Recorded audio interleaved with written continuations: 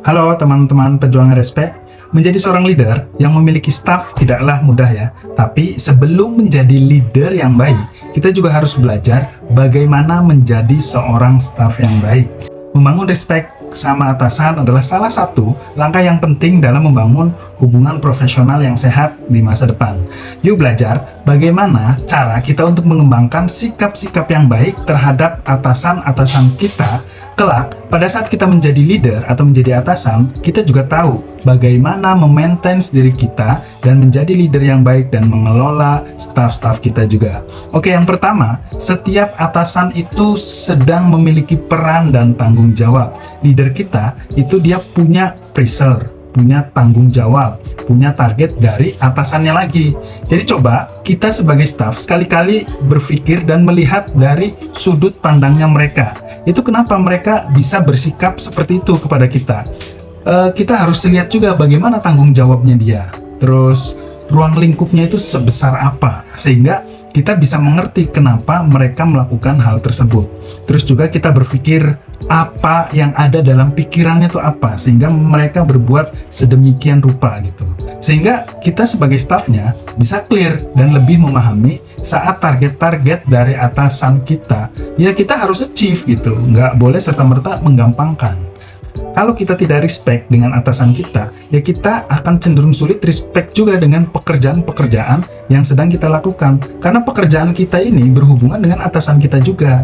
Nah, yang kedua, jaga etika kerja yang baik. Nah, etika-etika kerja yang baik seperti disiplin, tanggung jawab, integritas, dan lainnya, ini penting untuk membangun respect kepada atasan kita.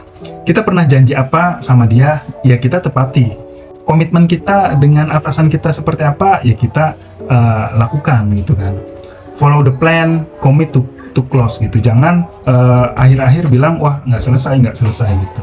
Ya selesaikan semua pekerjaan profesional kita yang menjadi tanggung jawab kita sesuai janji dan plan yang sudah kita komitmenkan gitu. Kalau nggak selesai, ya minta maaf lah ya kan. Beri kompensasi yang sesuai. Atau kalau ada kendala, ya segera diskusikan gitu. Sehingga kita dan atasan kita membangun hubungan yang saling respect, saling jaga etika, dan saling bertanggung jawab. Yang ketiga, coba bangun komunikasi yang efektif, ya kan? Komunikasikan dengan jelas dan terbuka kepada atasan kita apa-apa yang menjadi kegelisahan kita. Nah, coba dengarkan dengan baik saat atasan kita ini berbicara dan berikan tanggapan-tanggapan yang konstruktif. Ini juga memperkuat hubungan kita dengan atasan. Ya kalau nggak seret, ya segera bicarakan. Kalau kitanya juga bingung, ya kita bisa langsung tanya kepada atasan kita tuh udah sesuai belum ekspektasinya dengan mereka gitu kan. Jangan kita hidup dalam ruang lingkup ekspektasi dan asumsi kita sendiri. Kita tanpa konfirmasi, tanpa tanya, terus tiba-tiba outputnya nggak clear dan hasilnya tidak sesuai dengan yang diharapkan. Habis itu kita nggerutu gitu. Nah itu sikap yang kurang tepat. Jujur aja, sikap-sikap staff yang nggak terbuka itu bikin malas. Apa sih susahnya komunikasi, bertanya, atau konfirmasi, ya kan? Oke, yang keempat, kita coba pahami prioritas leader-leader kita. Kita harus tahu apa yang menjadi prioritas atasan dan membantu mereka untuk mencapai tujuan-tujuan prioritas mereka dengan memberikan kontribusi yang berarti. Kita coba pikirin deh, kenapa atasan kita punya prioritas seperti itu. Apa sih prioritas atasan kita? Objektifnya mempekerjakan kita tuh apa? Problem apa yang harus kita selesaikan dengan merekrut kita? Sudahkah kita mempermudah hidup atasan kita? Sudahkah kita menyelesaikan masalah-masalah atasan kita?